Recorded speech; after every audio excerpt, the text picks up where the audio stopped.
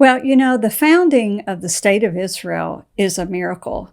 Now, you may have heard otherwise, and you may have heard controversial things about the state and her founding, but I want you to understand what a miracle it was, so stay with me. Welcome to Out of Zion with Susan Michael, an exploration of the Bible and the land of Israel. From ancient biblical sites to the story behind the stories, join Susan on a journey through the most exciting book on the planet. Hit the subscribe button for future episodes, which will deepen your faith and bring the Bible to life. And now, here's our host, Susan Michael. Well, welcome to today's Israel Answer episode. We're on part 4 of connecting the Bible to today. We have so far discussed the development of Judaism since the Bible, the development of Christianity since the Bible, that persistent evil of anti-Semitism. And today we're going to talk about the founding of the modern state of Israel. I believe you will agree with me what a miracle it is, and it reflects a great God who can turn the heart of the king, as the Bible tells us, whenever he wants to fulfill his purposes. So there's lots of history I could tell, but I'm going to start with the birth of the Zionist movement about 200 years ago. It was started by a Jewish journalist living in Austria. He was a totally assimilated Jew. He didn't celebrate any of the Jewish holidays or didn't go to synagogue. And he thought really that the future of the Jewish people was to be assimilated. And then he went to France, where he covered a court case that was taking place, and it was a totally anti-Semitic court case on trumped-up charges against a Jewish soldier in the French forces. And this journalist sat there and listened to this, and he came to the realization there was only one hope for the Jewish people, and that was that they had their own state. The journalist's name was Theodor Herzl. He went back to Austria and he wrote a book called The Jewish State, and he laid out his proposal for the creation of one. Now, he was just a journalist. He didn't have any movement behind him, no political following, no political influence, really. But he had the idea, he saw the need for it, and wrote this book. And he said that if the Jewish people had their own nation, not only could they defend themselves and secure their own future, but that from there, they could combine their power, their willpower, their intellect, and be a blessing to the world. That's the vision of Zionism. It's to be a blessing to the world. Now, at the same time this was happening, something else had happened that I described last 2 weeks ago on our episode about the growth of Christianity.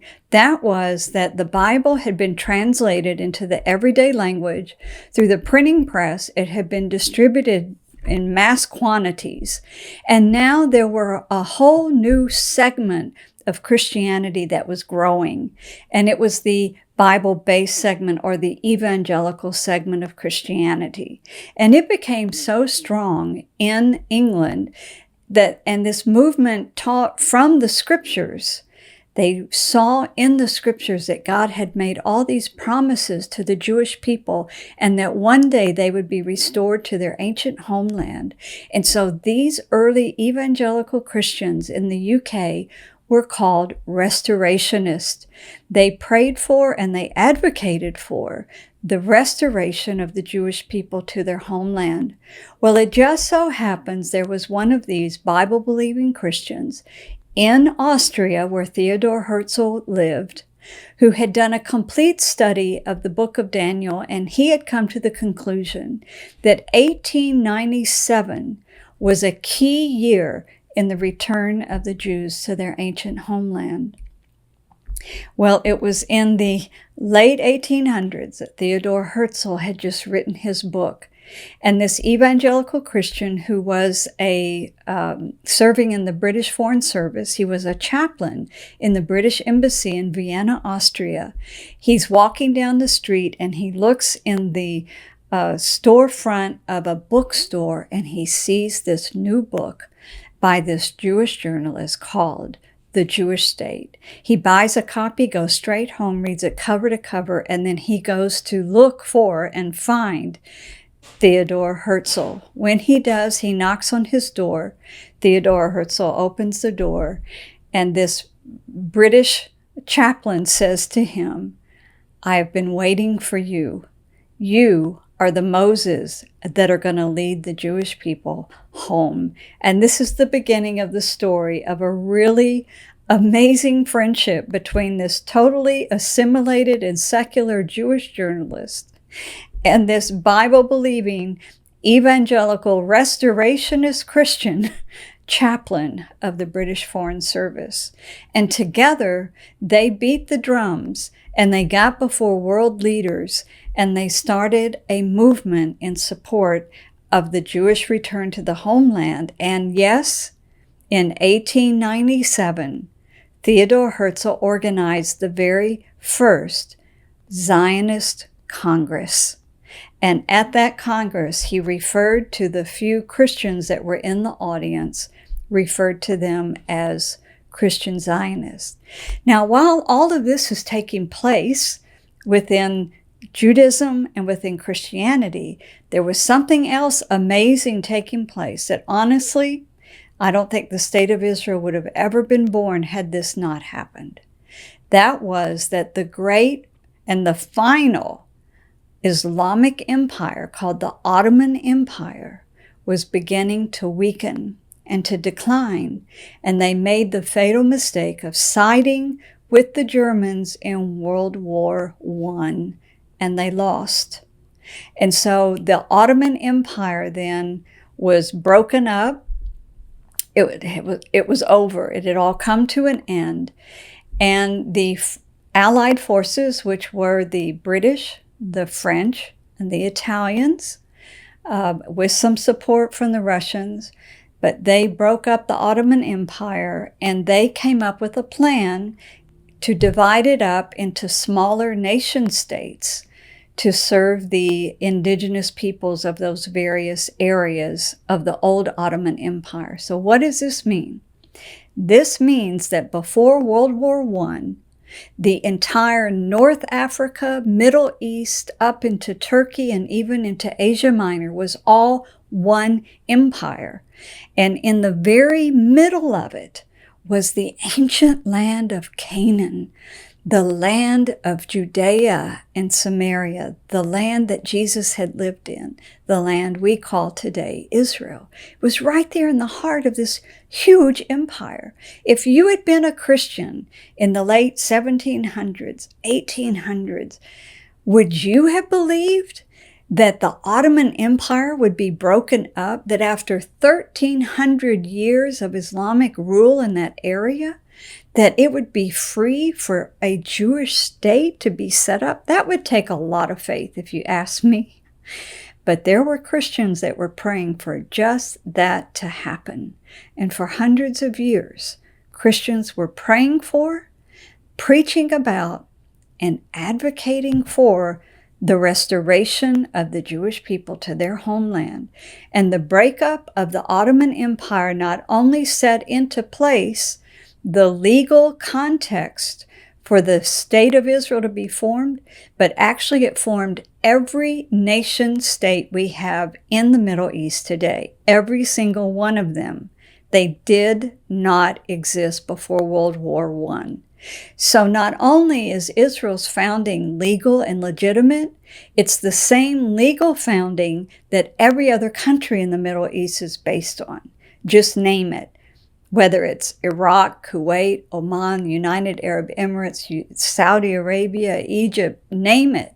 It all has the same legal foundation. So you have to understand the battle against Israel today is not really about Palestinian homes or Palestinian homeland.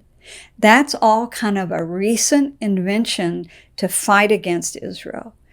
Israel has several things against it in this story. Number one is there was something else that happened after the breakup of the Ottoman Empire you must understand. That was that there became an Islamic reaction to it, a fight against it, and a fight to reestablish the Islamic Empire, and that is called the Caliphate. And that movement is started by the Muslim Brotherhood. They were formed in Egypt in 1928, and that was to react against this breakup. And so before you know it, as soon as Israel is founded, Jewish sovereignty over land that had been Islamic, there was an Islamic push against it. But today, moving forward 70 years, Israel is over 70 years old now. What's the big deal? Because our world is moving away from nationalism to globalism. So Israel was formed because of a wave of nationalism. Not only did that nationalism break up the Ottoman Empire into all these little nation states, it broke up the great British Empire. Today, it's about national sovereignty, and there's a push against it now by a whole movement of globalism. Also today, there is a movement of secularism, and Israel was set up to be a Jewish state. It was for the Jewish people, and it's Jewish sovereignty over this land, and a secular world hates that. They hate to think that America could be a Christian nation, and they hate to think that Israel could be a Jewish nation. The other thing against Israel is the whole move today of moral relativism. And let me tell you, the moral relativists do not like knowing that there are 10 commandments, and they don't like the people that gave us the 10 commandments. So this just is a little snippet today to help you understand some of the forces that were taking place that helped bring about the founding of the State of Israel. And to understand it was totally a legal founding carried on by the nations, and it was approved by the United Nations even.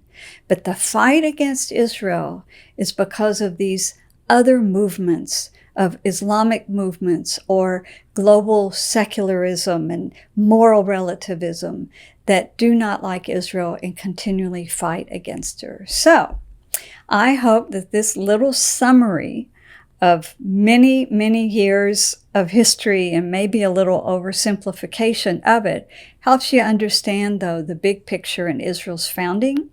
We're going to talk next week with you about the modern state of Israel. So I'll see you back here, and until then, God bless. We hope you have enjoyed this episode of Out of Zion with Susan Michael. Be sure to subscribe to Out of Zion now on Apple Podcasts, cpnshows.com, YouTube, or wherever you like to listen and learn. Out of Zion with Susan Michael is a production of ICEJ USA, all rights reserved.